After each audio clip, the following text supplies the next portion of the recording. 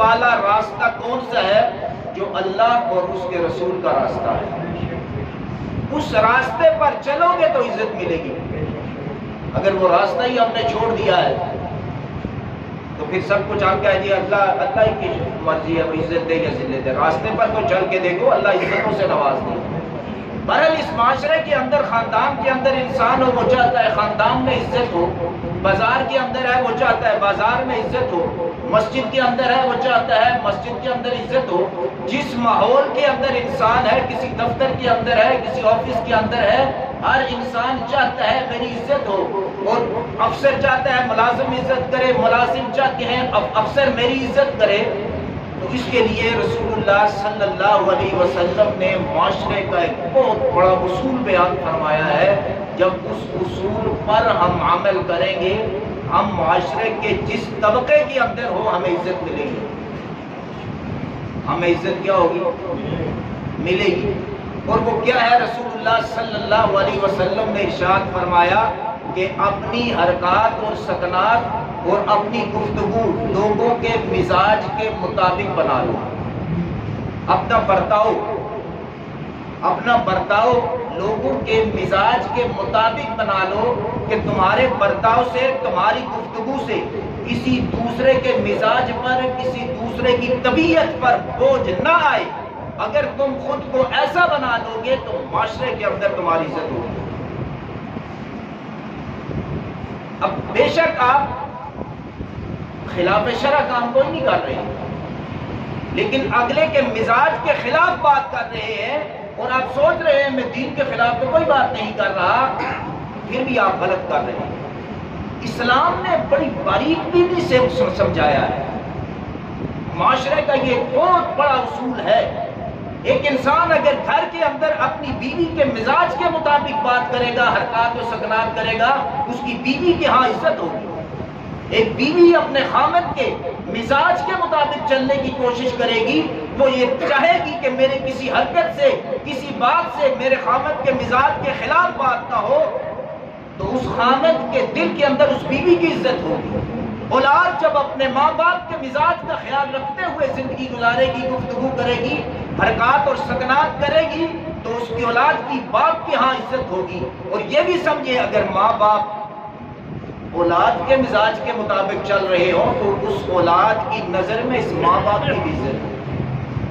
اولاد کے بارے میں ہم سب سے زیادہ کمی کرتے ہیں، سب سے زیادہ کوتاہی ہم اولاد کے بارے میں کرتے ہیں۔ تو ہم نے ایک حدیث سنی ہوئی ہے کہ اگر بچہ 10 سال کا ہو جائے وہ نماز نہ پڑھے تو اس کو مارو۔ یہ حدیث ہمیں یاد ہے۔ اس حدیث کے علاوہ پورے ذخیرہ حدیث کے اندر کہیں بچوں کو مارنے کا ذکر ہی نہیں، کہیں بچوں کو مارنے کا۔ رسول اللہ صلی اللہ علیہ وسلم نے اپنی ساری زندگی میں کبھی کسی بچے پر ہاتھ نہیں اٹھایا۔ ہم چاہتے ہیں اولاد کو مار مار کے سیدھا کریں۔ جب ہم اولاد پر سختی کر رہے ہیں، اولاد کے ہاں ہمارا مقام کم ہو رہا ہے۔ کل جب ہم بوڑھے ہو جائیں گے اور یہ اولاد جوان ہوگی تو ماں باپ کا وہی سختی والا رویہ ان کے سامنے ہوگا تو یہ سختی کریں گے۔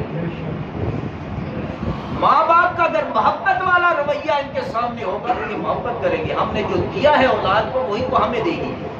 ہم بچپن اولاد ہماری چھوٹی ہے، بچپن میں ہے، ہم نے جوانی میں جو اس کی تربیت کر دی، جو دے دیا، بڑھاپے میں ہم وہ وصول کریں گے۔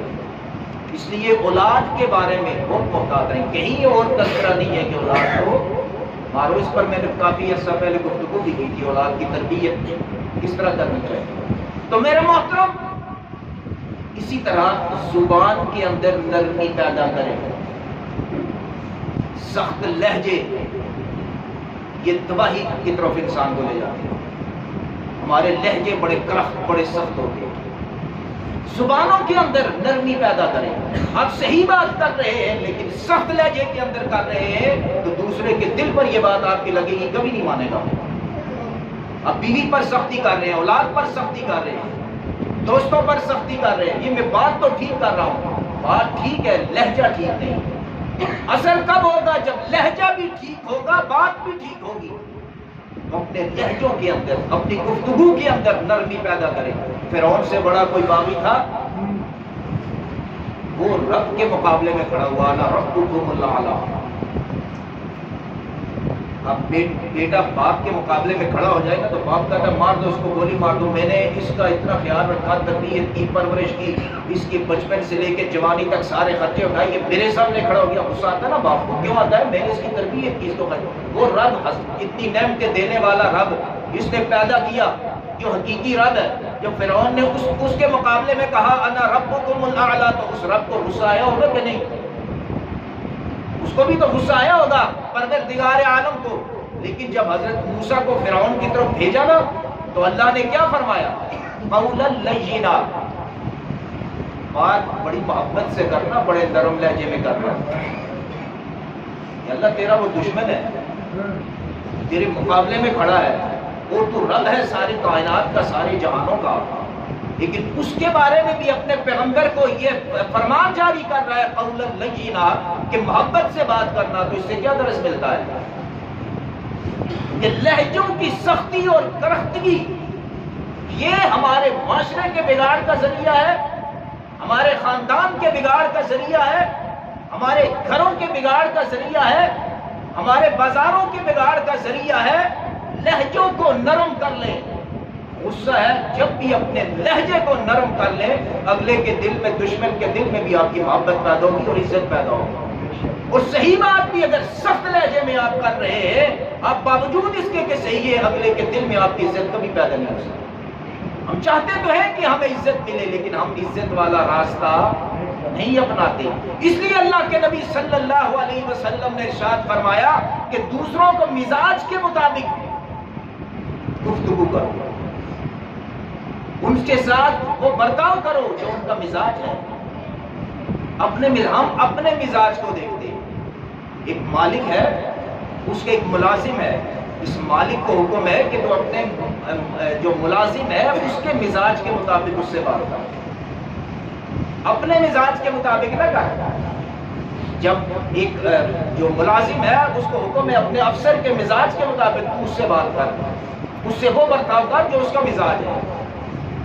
مہمان کسی کے ہاں گھر آتا ہے تو اس کا مزاج کیا ہوتا ہے کہ جس کے گھر میں جا رہا ہوں وہ مجھے عزت دے۔ اب وہ میزبان اگر گھر سے باہر نکلتا ہے 10